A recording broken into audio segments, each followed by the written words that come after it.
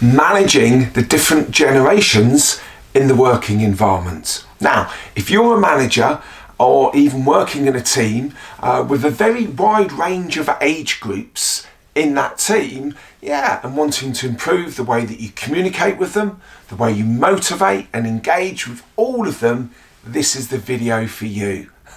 Good luck, you might be thinking, but no, we can deal with all of this, and we've got some great techniques to enable you to be more effective in your communication, motivation and engagement. Because never before has there been such a wide variation of generations in the working environment who can see the world very differently in all walks of life, and especially in the working environment.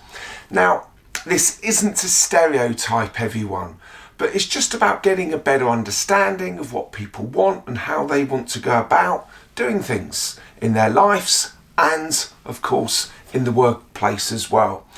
We should treat people as individuals naturally, and with a great communication skills and better management practices, we can become more productive and we can become more effective and play to the strengths of all the people in our teams and all the people from different generations.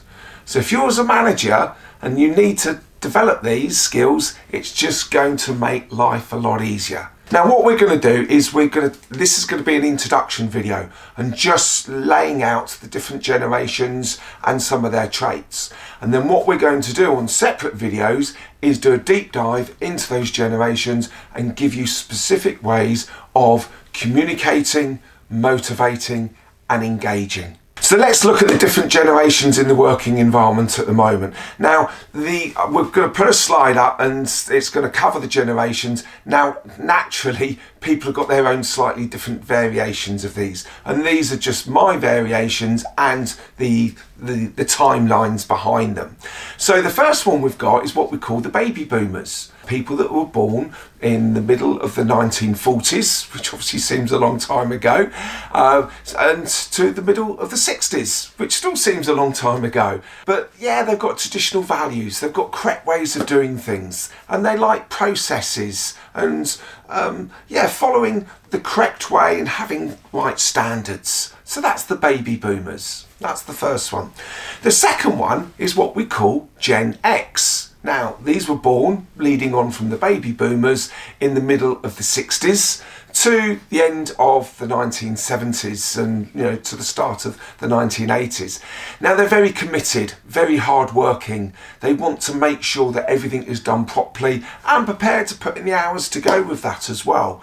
But they're more in tune perhaps with the younger generation than they were in terms of the way that their parents used to do things. So that's quite an interesting concept that we will look at when we actually look at the Generation X in their specific video. So next we have the Gen Ys. They're born at the start of the 80s through to the middle of the 90s.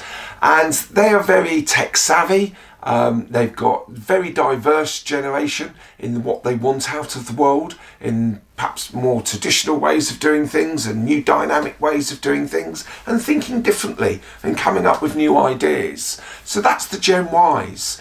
Then what we've got obviously after the Gen Ys is, wait for it, yes, the Gen Zs. Now they were born in the middle of the 90s to say 2014, 2015 time.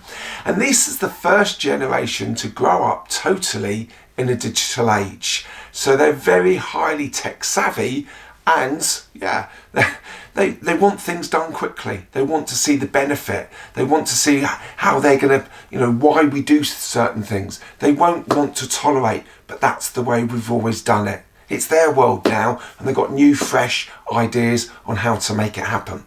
So there's the 4 different generations and the definitions of those generations. What we're now going to do is on the next video, we're going to do them one by one. Obviously starting through with the baby boomers, the Gen X, Gen Ys and Gen Zs. And then if you're managing of these people of these different age groups, that is going to hopefully help your life to be a lot easier, so you can use your emotional intelligence to get onto people's different levels, which will enable you to communicate, motivate and engage so much better than perhaps what you've done in the past. So catch me on the next one.